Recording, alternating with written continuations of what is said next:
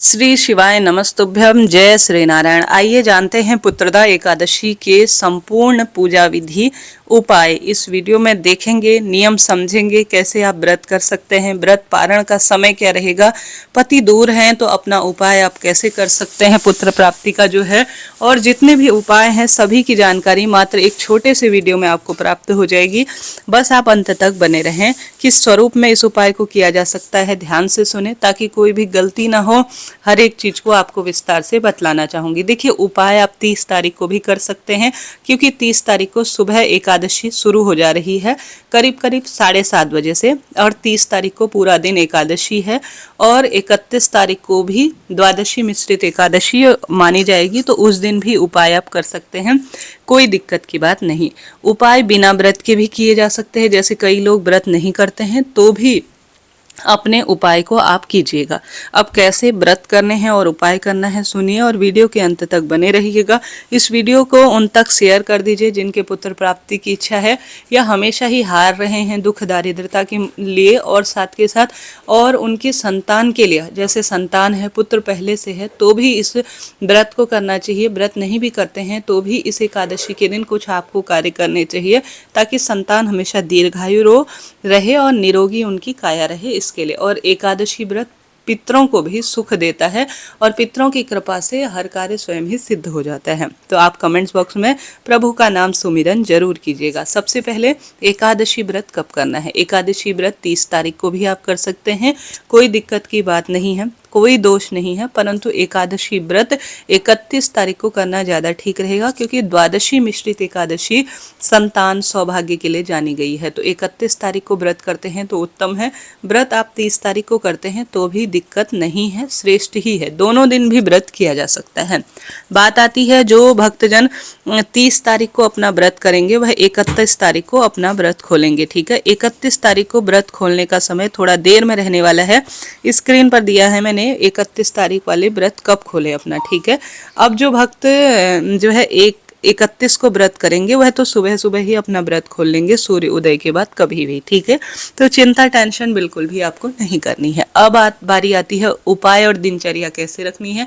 देखिए, पूजा विधि स्क्रीन पर मैं दिखा रही हूँ किस तरह से आपको सामग्री की आवश्यकता है, कौन कौन सी सामग्री लगने वाली है।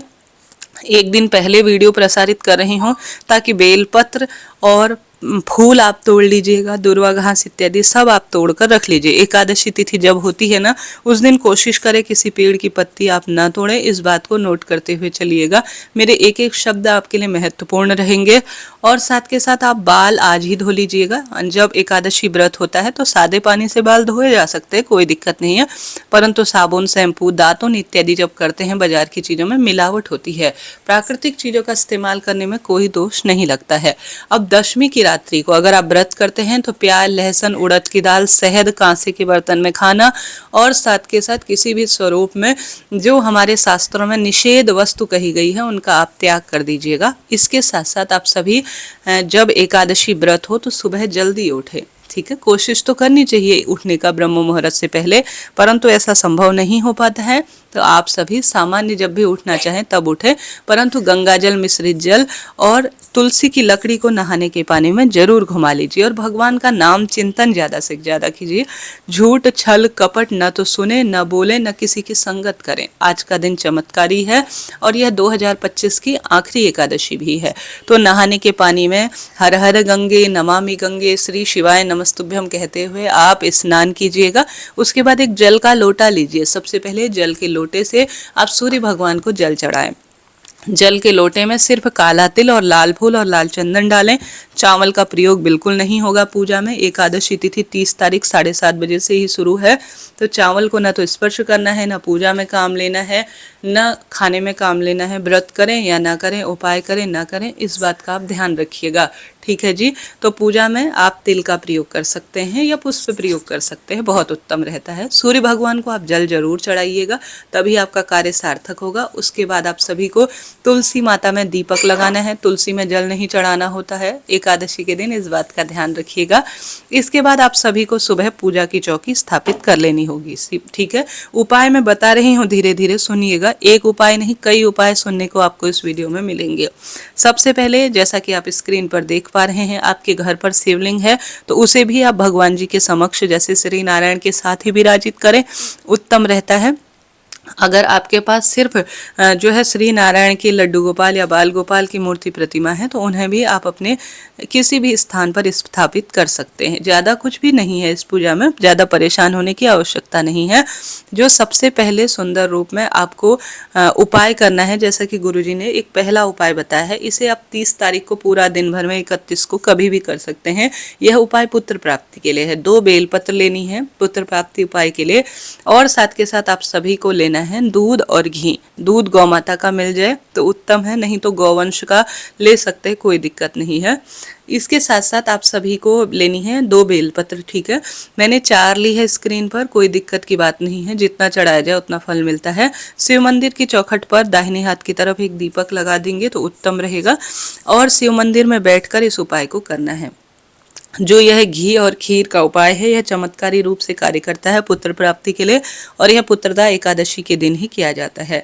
आप सबसे पहले दीपक लगाएं और शिवलिंग पर इस दिन संतानेश्वर महादेव की जय कहते हुए दूध जरूर चढ़ाएं, इससे सौभाग्य मिलता है। एक गुरुजी का दूसरा उपाय भी है जिसमें गुरुजी कहते हैं जब भी एकादशी तिथि पड़े स्वधा स्वधा स्वधा 3 बार बोलकर पितृदोष की मुक्ति के लिए गंगाजल मिश्रित जल जरूर चढ़ाएं, इससे सौभाग्य बढ़ता है।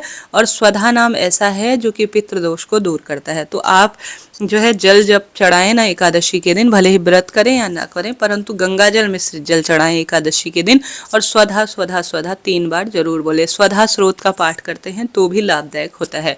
तो उपाय की तरफ बढ़ते हैं। ये तो पहला उपाय हो गया स्वधा वाला। दूसरा उपाय खीर और घी का जो किया जाता है, जैसे शिवलिंग पर आप दूध चढ़ाएं, पंचामृत भी चढ़ा सकते हैं, चंदन से महादेव की सेवा करें, और साथ के साथ दीपक आप लगा दीजिएगा। उसके बाद 1 कटोरी में घी और 1 कटोरी में बेलपत्र आप महादेव को भोग लगा दीजिए, ठीक है। कटोरी कैसी लेंगे स्क्रीन पर दी है, क्योंकि स्टील कटोरी आपको वहीं छोड़नी होगी, वह दोनों चीज़ें घर नहीं लानी होती हैं, वह भोग लगानी होती हैं। इसके साथ ही शिवलिंग पर आप 4-5 बेलपत्र एक साथ चढ़ा सकते हैं। मैं घर पर कर रही हूँ, इस उपाय को मंदिर पर किया जाता है, क्योंकि मंदिर पर महादेव अभिमंत्रित हैं और श्रेष्ठ परिणाम देते हैं। तो आप सभी मंदिर में ही कीजिएगा। जब पूजा हो जाए, दीपक बाती आप कर लें, वहाँ बैठकर प्रार्थना करें कि महादेव मुझे पुत्र प्राप्ति दीजिए, संतान का सुख दीजिए, मेरे जीवन के रोग दोष कष्ट संकट पीड़ा से मुक्ति कर कर अपनी झोली पसार लीजिए माँ पार्वती माँ गौरा के समक्ष और महादेव के समक्ष। उसके बाद प्रसाद स्वरूप आप बेलपत्र को, दोनों बेलपत्र को उठाकर घर ले आएं, ठीक है।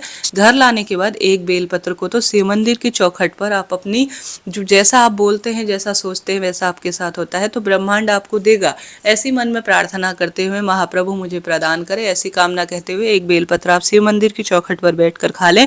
दूसरी बेलपत्र घर ले आइए, अपने पति को खिला दीजिए, ठीक है। पति अगर दूर हैं, कहीं आर्मी में है या किसी भी जगह पर हैं, तो पति नहीं आ पाते हैं, तो बेलपत्र सुखाकर, जैसे किसी किताब में रख लीजिए, तिजोरी में, पर्स में, बेलपत्र जब आपके पति आए तो किसी भी चीज में पीस कर उन्हें खिला देते हैं प्रभु का नाम लेकर, तो वही आपको परिणाम मिलता है। तो यह तो आपको दूसरा उपाय करना है जो मैंने आपको बताया। 2 उपाय मैंने बताया, एक तो स्वधा वाला जो पितृदोष मुक्ति के लिए है, और एक ये। अब श्री नारायण के उपाय जान लेते हैं। तुलसी में दीपदान मात्र करना है, घर के दरवाजे पर दीपदान करें, लाल या पीले रंग के कपड़े पहने, मस्तक पर चंदन या तुलसी की मिट्टी धारण करें, उत्तम होता है। भगवान का नाम जाप करते हुए अपने घर के मंदिर में एक पहला उपाय आपको करना है। वह उपाय है जैसा कि इस दिन दूध की महत्वता है। स्क्रीन पर पूजा विधि आप देख पा रहे हैं।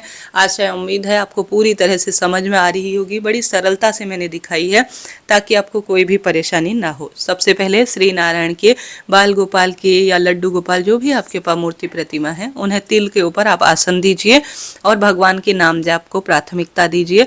आप सभी ओम नमो भगवते वासुदेवाय या श्री कृष्ण गोविंद हरे मुरारी हे नाथ नारायण वासुदेवाय, इन महामंत्रों के किसी भी स्वरूप में धीरे धीरे मोबाइल में संतान गोपाल मंत्र चला सकते हैं, या आप भगवान कृष्ण का कोई भी सुंदर नाम जाप करते हुए पहले शंख में कच्चा दूध भरकर तुलसी पत्र रखकर अगर भगवान को स्नान कराते हैं, फिर गंगा जल से स्नान कराते हैं और लड्डू गोपाल या भगवान जी के स्वरूप को अगर आप सुंदर गर्म वस्तु जो है वस्त्र इत्यादि पहनाते हैं तो उत्तम रहता है। यह कार्य आप कीजिएगा, लाभ होगा इससे। अगर ऐसा न कर पाए तो सामान्य सरल तरीके से आप जल के छींटे भगवान को स्नान का भाव करते हुए समर्पित करें, फिर वस्त्र रूपी कलावा समर्पित करें। साथ के साथ कलावा समर्पित करने के बाद आप रोली और जो तिल है वह भगवान को समर्पित करें, पुष्प समर्पित करें। दुर्वा घास, गणेश जी महाराज यहाँ विराजित हैं तो उन्हें आप दुर्वा घास समर्पित करें और साथ के साथ यज्ञोपवीत समर्पित करें। साथ के साथ आप सभी ओम श्री गणेशाय नमः कहते हुए गणेश जी को प्रिय सुपारी इत्यादि सब चीज़ आप समर्पित करें। गणेश और सभी देवी देवताओं को भी, माता गौरी को भी रोली, चंदन और तिल इत्यादि समर्पित कर फूल माला, यज्ञोपवीत सभी चीजें एक एक करके आप समर्पित करें। सरल पूजा विधि होती है।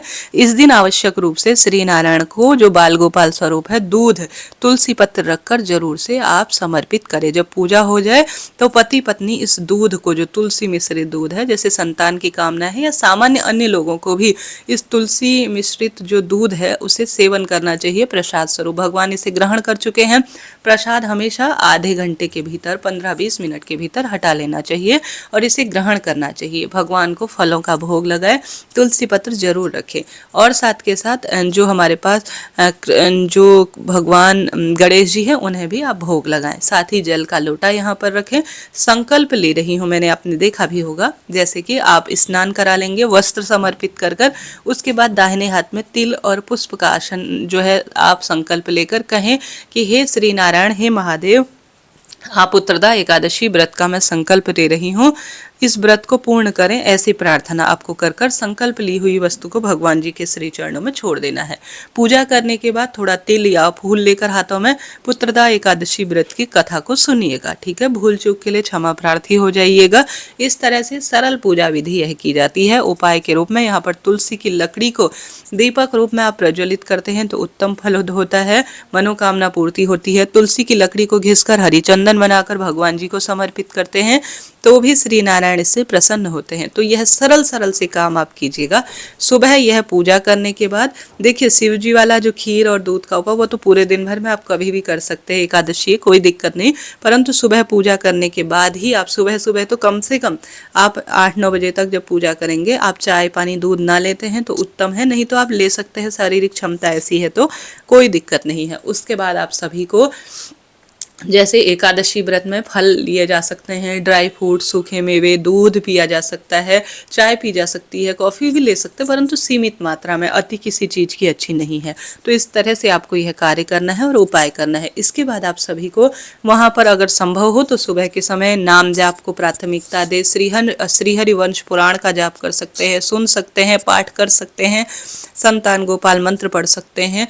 यह बहुत उत्तम कार्य माने जाते हैं। अगर इन कार्यों को करते हैं तो लाभ होता है और पुत्र प्राप्ति और शारीरिक मानसिक आर्थिक कष्ट बंधनों से भी मुक्ति मिलती है। गौ माता को आप इस दिन गुड़ जरूर खिलाएं, हरा चारा जरूर खिलाएं, अन्न इत्यादि भी खिलाते हैं। तो देखिए, व्रत आपका है, गौ माता का नहीं है।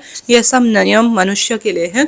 तो आप गौ माता को भी रोटी खिलाते हैं, सोमक पितृ का नाम लेकर या पितरों के देवता आर्यमा का नाम लेकर, तो भी उत्तम परिणाम मिलता है और शारीरिक मानसिक आर्थिक कष्ट बंधनों से इससे मुक्ति मिलती है। तो इन कार्यों को आप जरूर कीजिएगा। इसके साथ साथ आप सभी भगवान नाम जाप करने के साथ दान पुण्य जरूर कीजिएगा। जैसे कि सर्दी चरम सीमा पर है, कहीं ना कहीं गरीब निर्धन जन जो बालक स्वरूप में है उनको आप सेवा करते हैं तो वह बाल गोपाल के ही स्वरूप है। तो किसी बच्चे को आज के दिन खिलौने, वस्त्र, गर्म वस्त्र कुछ खाने को दे देते हैं तो पुत्रदा एकादशी का व्रत सफल हो जाता है। तो इस तरह से आपको हरि कीर्तन करना है, अपने संतान की प्राप्ति के लिए प्रार्थना करनी है और ज़्यादा से ज़्यादा भगवान का सुमिरन करना है। पूरे दिन भर में चाय पानी ले सकते हैं। एकादशी व्रत की रात्रि को आपको पूरी रात्रि, पूरा दिन एकादशी का व्रत होता है, फलाहार ही सेवन करना है।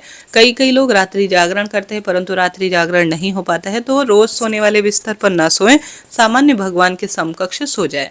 ठीक है। अब द्वादशी की तिथि पर सुबह जल्दी उठे, सूर्य भगवान को जल चढ़ाएं।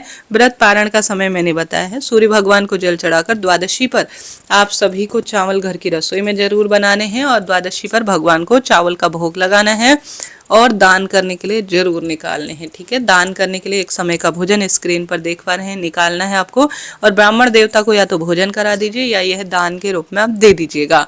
ठीक है, इस तरह से यह जानकारी है। और अब आप अपना व्रत खोल सकते हैं या तो तुलसी पत्ता खाकर या चना खाकर या आप सभी चावल खाकर। ठीक है जी, यह बात हो गई एकादशी व्रत के संपूर्ण नियम और उपाय के बारे में। आशा है उम्मीद है आप करेंगे तो लाभ होगा। आज एकादशी की शाम को आपको दीपदान जरूर करना है, जैसे पीपल, तुलसी, आंवला, बड़, बेलपत्र, इन वृक्षों की जड़ में जिसने दीप दान कर लिया, समझ लीजिए उसने श्रेष्ठ उपायों को प्राथमिकता दे दी। गौ सेवा करें, मानव सेवा करें, भगवान का नाम चिंतन करें और शिवलिंग पर सर्वश्रेष्ठ दीप दान के साथ साथ सुंदर शिव मंदिर की साफ सफाई करते हैं तो भी लाभ होता है। आशा है उम्मीद है पूजा विधि, उपाय, नियम, संपूर्ण जानकारी आपको समझ में आई होगी। जरा सा भी वीडियो उपयोगी रहते हैं तो राधे राधे लिखें और कोई प्रश्न हो तो आप पूछ सकते हैं। तो इस वीडियो को शेयर जरूर कीजिएगा।